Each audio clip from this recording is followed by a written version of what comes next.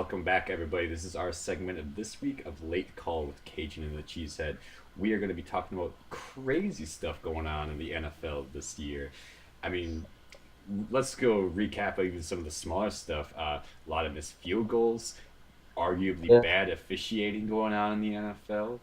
Um, I think the biggest thing that's going on right now that we're mostly going to talk about is we have 6 teams here undefeated.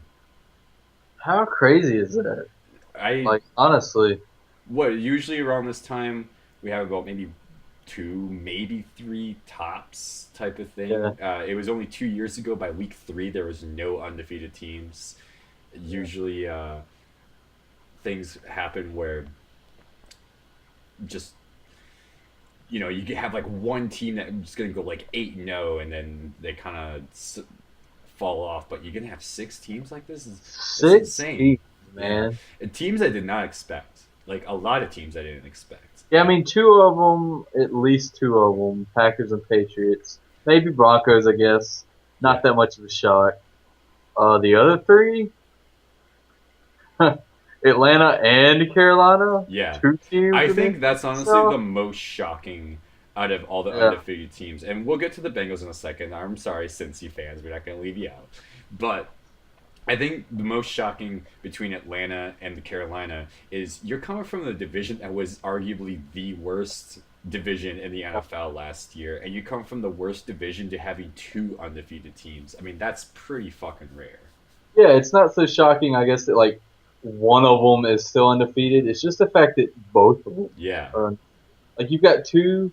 I guess the shocker here is you've got two undefeated teams in the South, and neither one is the Saints. You know what I mean? Like, seriously, like after the last few years, I mean, the Saints. The Saints won the Super Bowl out of the division. Fairly recent, 5 years ago. Well, the most recent out of So any other team in the division. right, right, and I mean, because the Panthers have kind of been on a roll, and the Falcons have been up and down. Uh, but yeah, it's crazy. Well, and I think what's most interesting about it too is both teams are undefeated for completely different reasons. And by reasons, I mean just their playability of football are like almost opposite of each other. Carolina has a stellar defense. Right.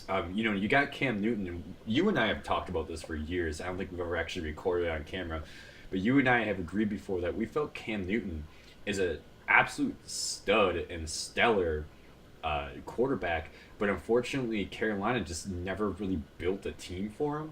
Like they just Yeah, kind he of always gave him like the entire workload. It's like, yeah, be our most passing, person, be our top rusher, and why don't you just be a yeah. defender too? On top of that, like they just He didn't put have an every. offensive line, He never had like an at all. offensive line. He didn't have really receivers for a while. He just really put Right. a giant load on his shoulders, expecting them to do great things. And as much as talented as he is, you just can't really do that to Well, he somebody. hits. I believe it was last season.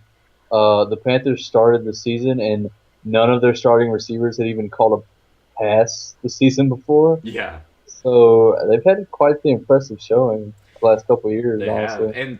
And this the entire time, like during the drafts and everything, I figured that they would have boosted up maybe better running back. Maybe I'm not trying to talk trash on Jonathan Stewart, but maybe someone to um, split the division, for so that Cam Newton's not doing all the rushing all the time and everything. But instead, they Right. focus on the defense, and obviously have been working out tremendously for them this Right. year.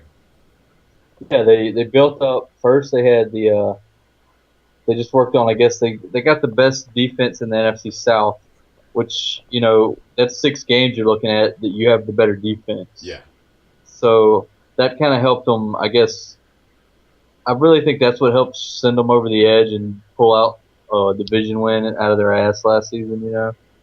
And but this year that defense has really evolved, and it's one of the top defenses in the league, at least in the at least NFC. right now. Yeah, for sure.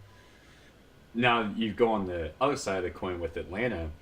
Uh, they have Julio Jones and Well, Roddy yeah, White. Unfortunately, Roddy White isn't being utilized very much, and he even made a statement saying of how little he's Right. being utilized. Well, Even he's been blocking a lot, which is not really maybe the best way to use Roddy White. yeah, exactly. And I It's mean, he like, clearly said that. I think it was just 2 weeks ago. He said like, I don't want to block. I want receptions, and it's going mostly right. to Julio. Understandably, because Julio Jones, in my opinion, this year alone, probably the best wide receiver in the NFL.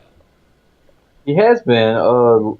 This past week wasn't so great, but some of No, that's injuries. but I mean, it happens. We sometimes just Right. you just don't have a perfect week, or you don't have a big week. But I'm talking overall. If you go in the past 5 weeks, and I'm predicting for at least the rest of the season, think Julio Jones is going to go above.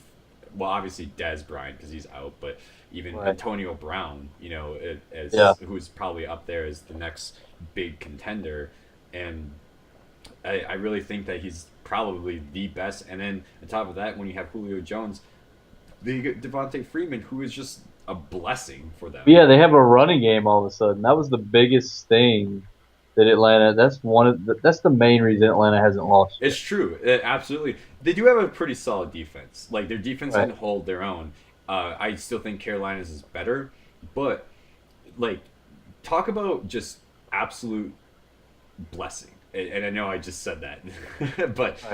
Right. overall, this is a guy that came out of nowhere. This is a guy that not only do you just need a slight running game, you're talking probably the best running back Well, the right now. season started, and he was projected to be the starter, and he lost his position like Yeah, in preseason, like training camp, was benched, and then all of a sudden he comes out and he does well. I mean, anyone who's watched the games has seen what he's done. this is a Posting guy some who monster numbers, monster you numbers. had top five wide receivers, and if you want to go between Jamal Charles, Adrian Peterson, Right. Marshawn Lynch, Jeremy Hill, anybody that goes throughout there, and it's just Devontae Freeman. Like who even thought about this guy? And he's up there with them now. The biggest question is this a fluke? He's very young. Since he is unpredictable, you saw, or we all saw, Colin Kaepernick make the Super Bowl because he was so young and unpredictable. I would, and definitely is a guy to watch. I mean, for the rest of the season, I predict he's going to do very well, assuming he doesn't get injured. Because Right. we just saw Jamal Charles go out with an ACL injury, unfortunately. But you see him, and assuming that he's going to go out the rest of the season It's been a being this, rough year for injuries it in general. has been, yeah, it really has been. And going the rest of the season, being as explosive that he is, now to carry on that to the next season, almost very hard to do because now people kind of have a better understanding of what your plan is and Right. how you play. And you look at, I'm thinking of players of ironically who's also on the Falcons, Devin Hester. His first year he came out, he was the exact same way. But once defense figure him out, well, it's easy. You just don't give him the ball. Well, I think the biggest thing with the Falcons keeping him successful is the offensive line. I mean, really, I know it's like kind of almost a cliche. Oh, it's a running back, but it's true. Like, because you're right. Their defenses are going to kind of figure out how to play him a little bit better and contain him. I mean, look at Lynch before he got hurt. I Yeah, mean, Marshawn Lynch was even getting shut down. yeah. I mean, it can be done. So it's really going to be up to the Falcons to maintain, constantly improve their offensive line to open up holes regardless of, the defense figuring out, where's this guy's strengths, where's this guy's weaknesses, all that. I mean, I'd rather be in the Falcons' positions right now than, a lot of other teams' positions. They're undefeated. So, Yeah. Well, now they're undefeated, but I think that helps them out that, if you can't get the passing game going, you rely on your running game. If you can't get the running game going, you still have right, Julio Jones to throw it to. And, right. you're going to have to get a top notch defense to be able to stop that, which the team who is undefeated that has a top notch defense are the Denver Broncos. No one's really talked about it too much from what I've seen, but one of the main reasons Roddy White's probably not catching any passes is because Matt Ryan's not throwing as many passes. He's truly And not. it's just flat out not because they have a run I, game. I So, almost didn't want to dive into that, but since we're yeah, already there, why not? I'm just gonna be honest right here, and this might piss some people off, but it is the honest truth if you just look at the stats. They're not winning games because of Matt Ryan. And I've heard so many people talk about, like, you watch Sports Center, you watch NFL Network, you listen to CBS Radio, anything Right. that you comes down to the NFL, and there's a lot of people who are it's like, oh, Matty Ice, he's back. Remember when they're one number one seed, Matty Ice is back.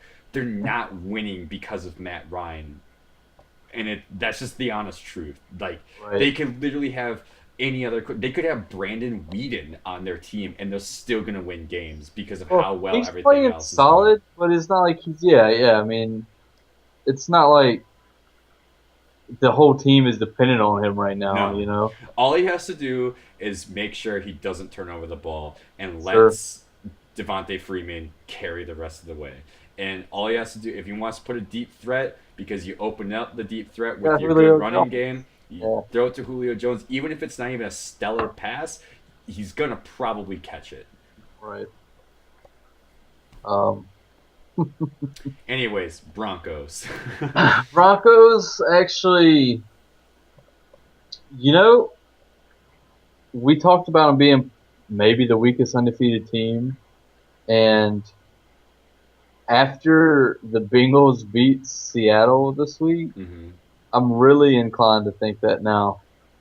Uh, the one thing I will say about the Broncos is that defense is like crazy stuff. Like the Broncos might have the best defense in the NFL I right was now. already gonna say that. That I was kind of waiting for it, but in my opinion, Yeah, they have the absolute yeah, best defense in the NFL, which is weird because what it was only 2 years ago they arguably had the best offense of the NFL, and right. if only they could have just overlapped these 2 years, they would Well, obviously just be the best uh, team overall.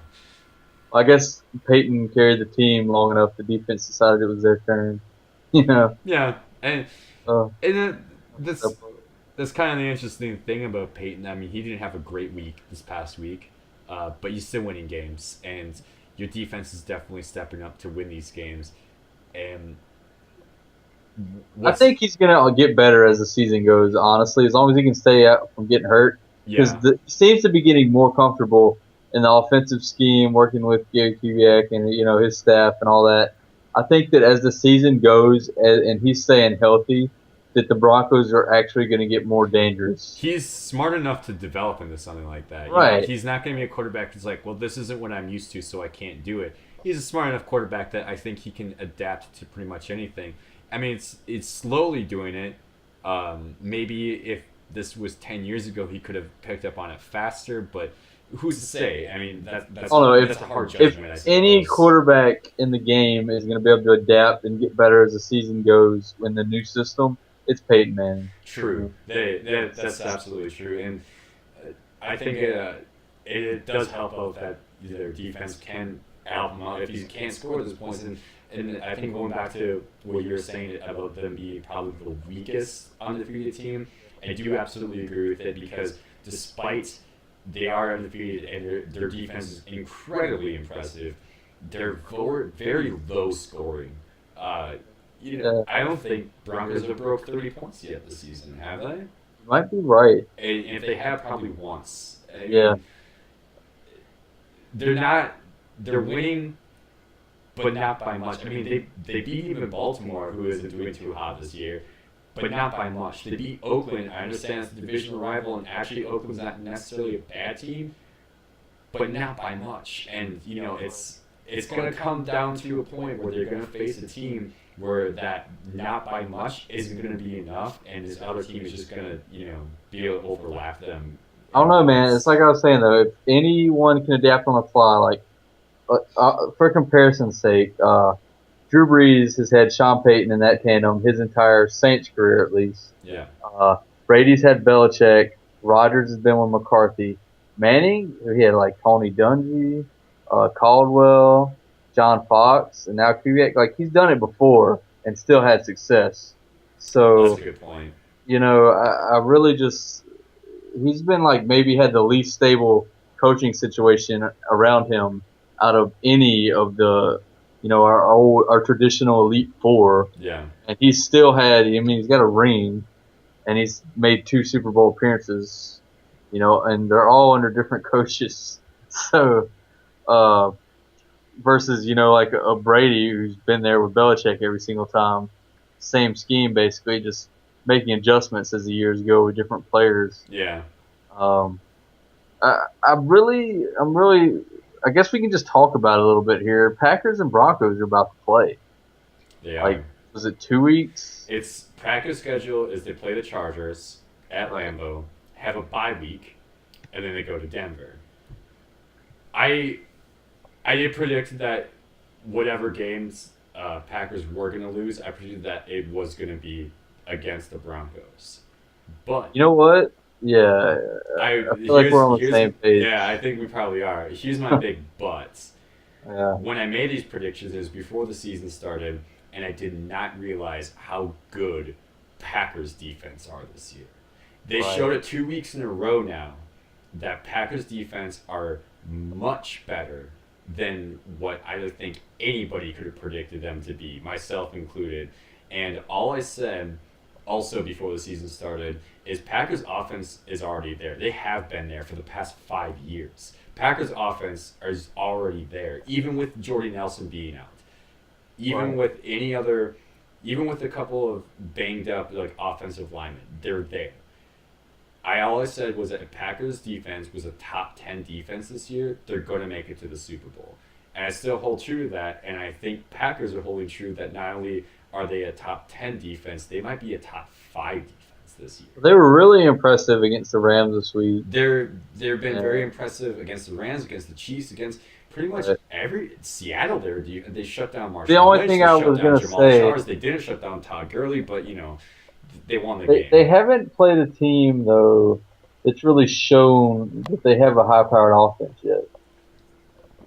True. That's like maybe the one knock on it. The Seahawks maybe being the closest. Yeah. Well, I Uh, don't know. I would argue Chiefs should it. I mean, Jeremy Maclin, yeah, Alex Smith, but Jamal they haven't Charles. though. Yeah. So they might should.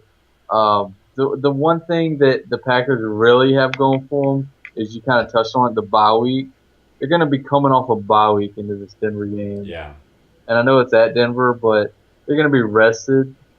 I mean, it's just on paper, it looks like a good matchup, even though it's away. It's going to be one of probably the best games to watch that week. And definitely, exactly, coming off a bye week. And as scary as Peyton Manning as always is to play, especially in Denver, Packers defense being You well know, rested, being even more healthy, they could potentially shut them down. But what's scary is that they can also equally shut down Aaron Rodgers, and it's going to be a very, very defensive game. And I think it's going to come down to whoever has more turnovers. I think Denver actually is on a bye week the week before too, No so way. that's actually it's almost like it was planned. Oh yeah. It is the Sunday night game. I'm pretty sure it's got to be that week. Yeah, you're right. It is, which understandably so. That's a Right. huge, huge game for Right. both teams, and I think realistically both teams could still be undefeated by the time that comes up. I mean, it's only 3 weeks away. One Yeah, the game of bye Broncos week. play. I think the Browns this coming up week, Right. and the Packers are playing the Chargers. So two, actually they're kind of sneaky games. They're both kind of dangerous games, Because both but they're teams both actually play pretty well. right. They're both very winnable games though. Yeah.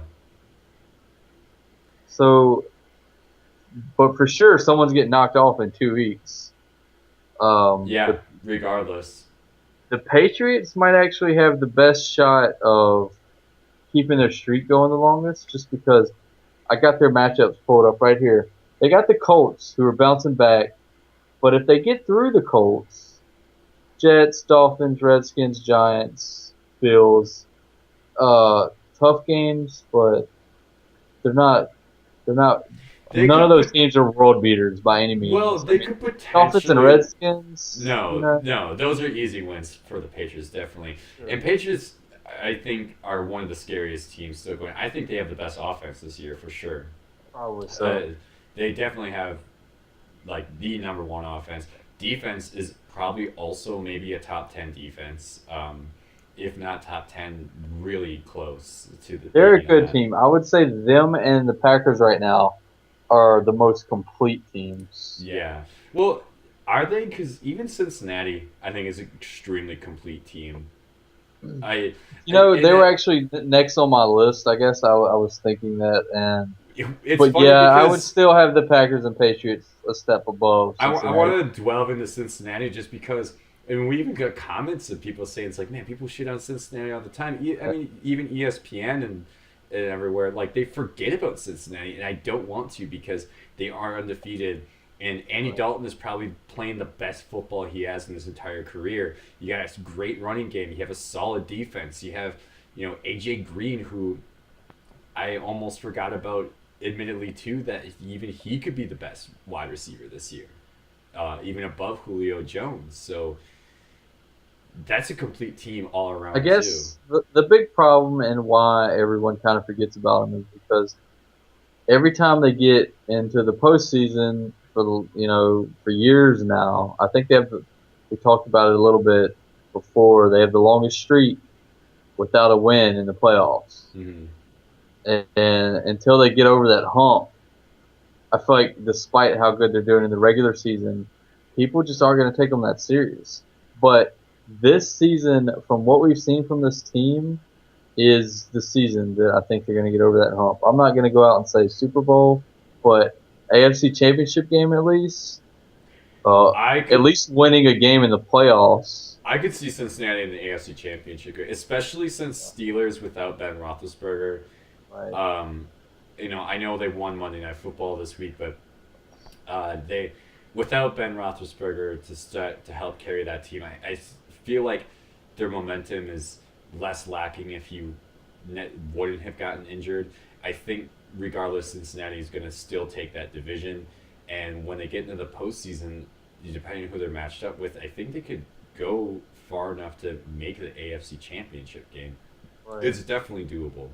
I mean, if you're looking at the state of the AFC, I mean, especially if they don't run into Denver or the Patriots on their way up there, they've got a real good shot. Even if they do, it I mean, even if they do, but crazy if they shit don't, happens. especially, Yeah, yeah, yeah. That's 'cause- true because I suppose even Patriots and Denver could play each other before the championship game. right. Yeah, And you're realistically looking at, which probably not, because you're probably looking at 1 and 2 right there, unless the Bengals get, one of those two spots, which is entirely possible it right now. is. Yeah.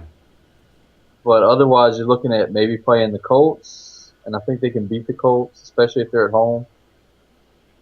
Honestly, Uh, what could happen? there's a lot of time for the Colts to turn it around and with luck coming back. I mean, they're still winning games, Yeah, so I don't want to count the Colts out. But I mean, I don't. you're just looking at the Bengals' chances, though. Realistically, they can probably beat the The Colts. reason why Bengals have a good chance in the postseason too is because Cincinnati doesn't play the Packers, but the Broncos do. If the Broncos lose against the Packers, Sure. Cincinnati has number 2 seed. Like I think flat out. I mean, I'm obviously assuming Patriots are getting But number the one since seed. the Bengals do play the Broncos, so they can make it up there. Oh yeah, that's a good point. So it'll be late in the season too. Monday Night Football, actually. So that could potentially, if they're both still undefeated at that point, that's going to be a crazy game. I doubt very seriously they are, but that's a potential monster of a matchup. Yeah, I hate using. I think I've said monster twice already in this point I've said stellar like in this three episode. times already. So Stellar, whatever. Yeah, every but other word. yeah. Uh, I also like the balance of these undefeated teams. I guess we haven't touched on 3 AFC teams, 3 NFC teams. It's showing a lot more parity than usual. I Because didn't even I think realize that. To be early in the honest. season, well, yeah, early in the season we were kind of talking about how the AFC is a little top heavy and then not really competitive Yeah. beyond the division champs. I like how since he's kind of snuck up here. I mean, Patriots and Broncos has been pretty business as usual. Yeah. But I like how we're seeing some new teams. The AFC North is surprisingly not competitive, and it's not because of Pittsburgh or Baltimore. It's because of Cincy right now. Cincy and the Browns, like Yeah, two teams that haven't really been overly noticed in the AFC North for a long time, and I kind of like that change up. I like the fact that even the Browns are doing better than what most people would ever expect them to do. I like that Cincy is dominating that division right now, and I like Yeah, I know this is supposed to focus on like the undefeated teams, but the Browns are really they're definitely not out of the playoff mix at all. no. Well, Which is it's kind of the kind of same fun to say. scenario as last year, minus Yeah, Baltimore. I just don't see Baltimore making the playoffs uh, realistically, unless they just go on this giant like 8 game winning streak. unprecedented. Yeah, but I just don't see that happening, and Yeah. I think we should make predictions of who's going to be the team that goes longest undefeated this season. Okay. Patriots. I would say Patriots too. Yeah. I think Packers have tough games coming up, uh, but winnable games. But you Right. can't realistically count on your team going 16-0, Let unless me read the Patriots schedule off to you, and then you'll know why. okay. In order: Colts, Jets, Dolphins, Redskins, Giants, Bills, Broncos. There's one. Eagles, Texans, Titans, Jets, Dolphins. I mean, it's a joke. I I mean, honestly, it's a bit of a joke. could always count on the Giants beating them. They've done it Yeah, twice right. already. Right. That's only in the Super Bowl, though. Yeah, but they've done it twice already when it Right. matters. Hey, no, some of those games, like I brushed through it real quick. I mean, you're in the NFL, no games are guaranteed. Yeah, But if there's anything close to some guarantees, they've got a couple of them. With the way the Dolphins and the Redskins and hell, even like the Texans right now. So the Titans aren't that hard of a matchup. The Eagles, I mean, shit. If anyone's, they got maybe the most complete team in the NFL, and they've got probably the easiest schedule out of any of these undefeated teams. truly. So I mean, even looking at the Falcons and the Patriots, I don't think either one of them are gonna make it undefeated to the end of the season. But at the end of the season, they play each other, play Jacksonville, and then play each other again. Like you mean the what? Falcons and Yeah, Panthers? Yeah. Yeah. What the hell kind of scheduling is that? That's weird. Like I can't think of seeing two teams play each other that close in recent Yeah. memory. I'm sure it's happened, and maybe I just forgot. I've seen like maybe 2 weeks in between. The Saints and the Falcons actually did that pretty recently, if I'm not mistaken. Well, like 1 week, that's too much, too soon. So I think we kind of agree definitely that Patriots will have the longest undefeated streak. But Right. crazy shit happens. I know there's times where you have an undefeated team, they go against a team who haven't won a game, and then the team that hasn't won a game upsets them. Like, it happens. Yeah. That happened to the Packers when they went 15-1 in 2011.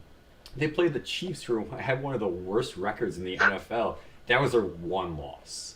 I think The one chance that they could have went undefeated that season, and it was the the Chiefs that 13 took them out. season, the Saints were maybe I think 5-0 or something like that, and the Rams were winless, Hmm. and the Rams won that game. Yeah. It, So so yeah, it happened. sometimes these things happen, and uh, I was actually joking around about this earlier today, but looking at the schedule that Packers play Denver and then Carolina back to back, and I'm like, it would be terrible to see them Packers win both of those games, and then the next week they play Detroit at Lambeau and lose that. Of all games, like I would rather the Packers just lose against Denver because at least like that's realistically a loss. Right, right. And I think we'll touch on this when the week comes by, but the Lions have not won at Lambeau Field in 20 years. So if they break that streak and win at Lambeau after 20 years, like I'd just be pissed. After Like, starting 0-5, yeah, like I'd just be mad that that's that's what happens. funny. So yeah, I guess that's about it. If you want to do real quick, we were talking about all these great teams. What do you think is going to be the worst team with the worst record at the end of the season? The Lions look pretty awful right now. I think that the Lions are going to at least get a couple of wins. I think the Texans are going to end up with the worst record. You think so? I think the Again? Texans look the most lost right now. Yeah. I think their coaching looks lost. I think between the do we start Ryan Mallett, do we start Brian Hoyer, we don't fucking know. I just think that the whole team is just lost. I just think that they're just not going to win games. Yeah, you got a point there. You're probably looking at the worst two, at least AFC and NFC right there. So Yeah, that makes no sense. yeah, number one draft pick. You might be right on that. I kind of wasn't even thinking about the Texans when I said Lions. So Well, it's easy to think Lions because they haven't won a yeah, game just because yet. they haven't won, Yeah. but they have played closer, and the record shows 0-5. But if they had the same schedule as the Texans, they probably have more than one win. So I swear to God, if the Lions go 0-16 again, like that's just damn impressive. this is a crazy year. We're looking at Patriots going 16-0, and the Lions going 0-16, both revisiting like Yeah. maybe famous parts of their history, but Yeah. not great parts. So I mean, hey, it didn't end great for the Patriots anyway. So. Right. Well, I think on this note, we've gone long enough. We've said our piece. If you want to leave a comment to us and say what your piece, how long do you think any of these teams can go, make sure to watch our other videos this week. We'll recap all of the games.